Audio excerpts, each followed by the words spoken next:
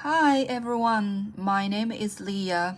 I'm a freelancer and sometimes I teach kids to correct their pronunciation.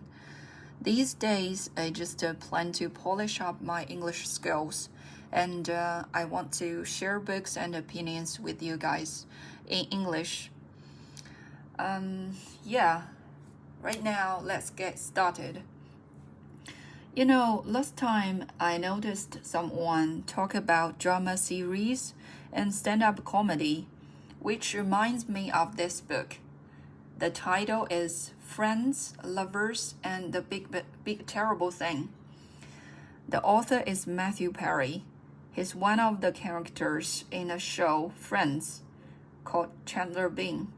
I bet you guys know him, right? I'm really into this show and him. And I even wrote some lines down on my notebook. Here are some clips. One is when Chandler proposed to Monica. Here it goes. I thought that it mattered what I said or where I said it. Then I realized the only thing that matters is that you make me happier than I ever thought I could be. And if you'll let me, I will spend the rest of my life trying to make you feel the same way. The other one is when they had a wedding ceremony. Here it goes. I thought this would be the most difficult thing I ever had to do. But when I saw you walking down that aisle, I realized how simple it was. I love you. Any surprises that come our way, it's okay. Because I will always love you.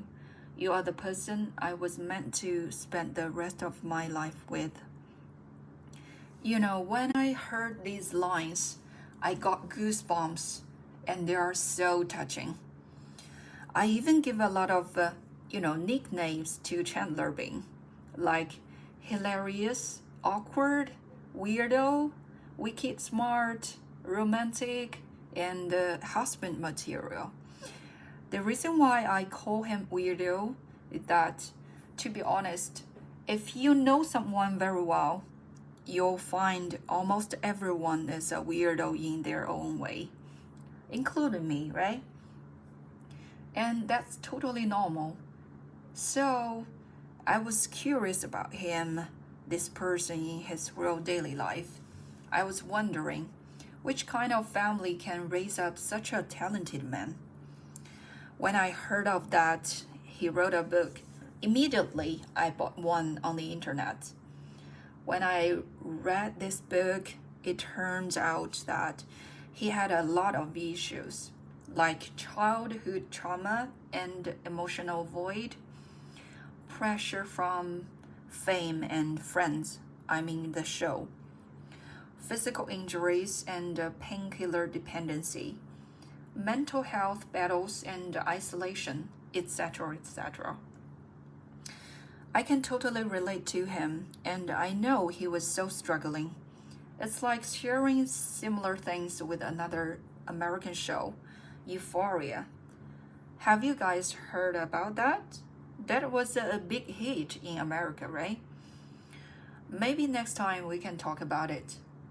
Anyways, maybe there's something wrong with your childhood. Almost everyone has family issues. So when you grow up, you should be mindful and be aware of your problems and re-raise yourself up and re-educate yourself and get yourself together. You should have guts to take responsibility for yourself, right? Instead of others, regardless of any trouble. Not all of them. Some of them, they just choose the easiest way to let themselves go. And every time they are stuck in the same place, whining. Why do I end up like this? Because of my family and some kind of temptation. It's unfair, right? But they don't even remember it is they themselves who can help them out of the shitty situation, right? I guess if we want to make adjustments to improve the situation, we may do psychotherapy. In the meantime, go outside to be close to nature as a routine, which gives us positive feedback, right? And try to surround yourself with the people who really care about you. It's called psychological hint, placebo effect, or attraction law, whatever. Just to try to find different support systems. That's very important. Maybe before you had a toxic relationship or friendship, just to try to break the, weird circle and let yourself breathe in fresh air so that you can live your life to the fullest. Like a phoenix, rise up from ashes. Who knows? Nobody knows until you do it. That's all. Thank you.